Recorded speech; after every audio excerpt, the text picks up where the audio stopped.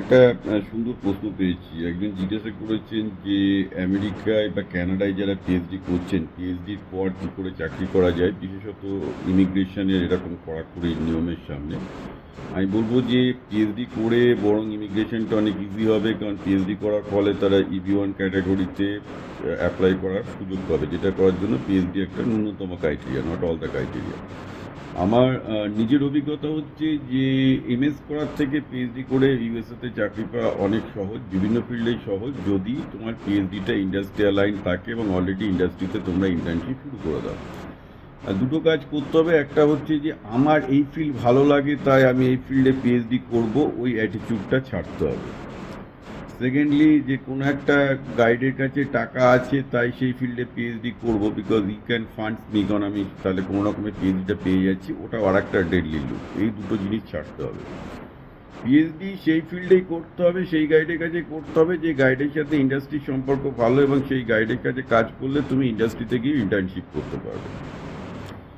Computer সায়েন্সে একদিন এতটা কিছু দরকার হতো না, কারণ কম্পিউটার সায়েন্সে মোটামুটি পিএইচডি করলে খুব অগাবঙা মার্কার ছাত্ররাও দেখেছি কোনো না কোনো স্টেট কলেজে আইটি ডিপার্টমেন্টে চান্স পেয়ে যেত, কারণ আইটি ডিপার্টমেন্টে ইউএসএতে প্রচুর প্রচুর শিক্ষক নিয়োগ হচ্ছিল অ্যাকচুয়ালি, মানে বিভিন্ন স্টেট কলেজ বা এগুলোতে। তো আমি দেখেছি মোটামুটি একটা মিড র্যাঙ্কিং ইউনিভার্সিটি থেকে কম্পিউটার সায়েন্সে পিএইচডি করলে সব জায়গায় কম্পিউটার সায়েন্সে কোথাও না কোথাও চাকরি পেয়ে যেত। তার একটা বড় কারণ হচ্ছে যে কম্পিউটার সায়েন্সের চাকরির বাজার ভালো ছিল, কেউ এই লো স্যালারির টিচারের চাকরি করতে আসতো না, সেজন্য কম্পিউটার সায়েন্সে পিএইচডি করলে সবাই চাকরি পেয়ে যেত, শিক্ষকতার চাকরি হবে।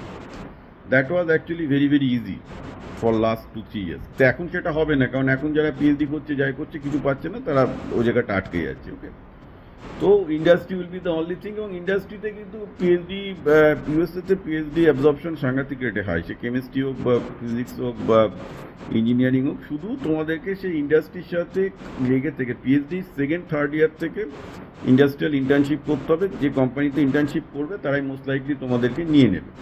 এবার এক্ষেত্রে কী হয়েছে, কেউ H1B স্পন্সর করতে চায় না, হচ্ছে প্রবলেম। তার জন্য কী হয়েছে যে পিএইচডি করে হয়তো তোমাদের 1-2 বছর পোস্টডক করতে হবে, তার মধ্যে গ্রিন কার্ডটা করে নিতে হবে। এটা যারা বাংলাদেশ থেকে আছে তাদের পক্ষে খুব ইজি, কারণ বাংলাদেশের তো কান্ট্রি কোটাতে কোনো অসুবিধা হয় না, কিন্তু ভারতের কান্ট্রি কোটাতে আটকে যাবে এই যেহেতু EB1 ফাইল করলো। অর্থাৎ ভারতে আমি ধরে নিচ্ছি যে EB1 বোধ হয় 2-3 বছর লাগে এখন।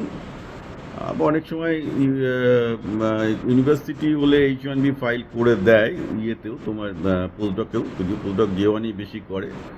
তো আর ওপিটির তো একটা 3 বছরের বোধহয় উইন্ডো থাকেই, সেটাও একটা সুবিধা আছে। তো তার মধ্যে তোমাদের গ্রিন কার্ড ফাইলিং করে দিলে ডেফিনেটলি তোমাদের EAD চলে আসবে, so should not be any problem in continuing this thing. So যারা আমেরিকায় থেকে যেতে চায় ভারতীয়দের মধ্যে, পিএইচডি করে থেকে যাওয়াটা মাস্টার্স বা ব্যাচেলারের থেকে অনেক বেশি সহজ। That's a much more easier way of settling in US.